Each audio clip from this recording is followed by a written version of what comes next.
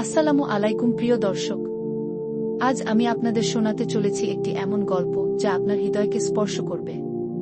এটি শুধু একটি গল্প নয়, এটি আমাদের জীবনের জন্য একটি গুরুত্বপূর্ণ শিক্ষা।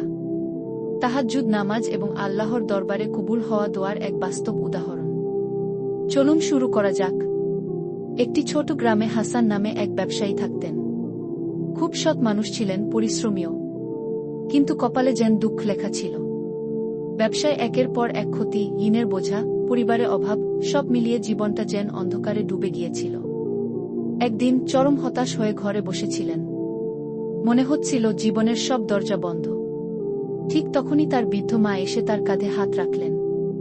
খুব মমতার সঙ্গে বললেন, বাবা, সব দরজা বন্ধ মনে হলেও একটা দরজা সবসময় খোলা থাকে, তাহাজ্জুদের দরজা। তাহাজ্জুদ, গভীর রাতের সেই বিশেষ নামাজ। হাসান সেই রাতেই সিদ্ধান্ত নিলেন। রাতে অ্যালার্ম দিলেন। ঘুম ভাঙল রাতের শেষ তৃতীয়াংশে। পুরো গ্রাম তখন নিস্তব্ধ। চারদিকে নিস্তব্ধতা আর অন্ধকার। তিনি করলেন। সেই ঠান্ডা পানি যেন তার সব দুঃখ ধুয়ে দিল। তিনি দাঁড়ালেন তাহাজ্জুদের নামাজে। কাপা কণ্ঠে আল্লাহর কাছে নিজের দুঃখ কষ্টের কথা বলতে লাগলেন। সিজদায় পড়ে কান্নায় ভেঙে পড়লেন।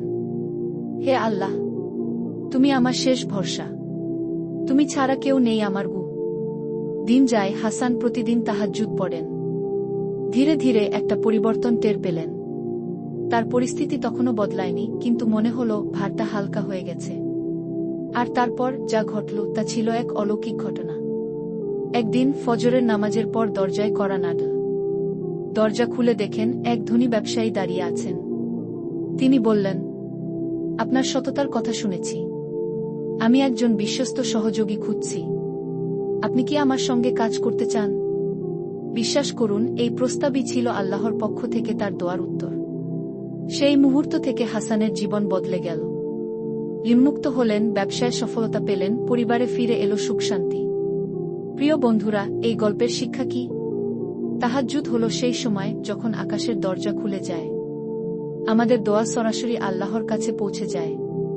রাসূলুল্লাহ সাল্লাল্লাহু আলাইহি ওয়াসাল্লাম বলেছেন, রাতের শেষ তৃতীয়াংশে আল্লাহ বলেন, কে আমাকে ডাকবে, আমি তার ডাকে সাড়া দেব। কে আমার কাছে চাইবে, আমি তাকে দেব। আপনার জীবনে কি কখনো এমন কিছু ঘটেছে যেখানে আপনি তাহাজ্জুদ পড়ে বা আল্লাহর কাছে দোয়া করে কোনো সমস্যার সমাধান পেয়েছেন? যদি এমন কোনো বাস্তব অভিজ্ঞতা থাকে, আমাদের কমেন্ট সেকশনে লিখে জানান। আপনার গল্প হয়তো অন্যদের জন্য অনুপ্রেরণা হতে পারে।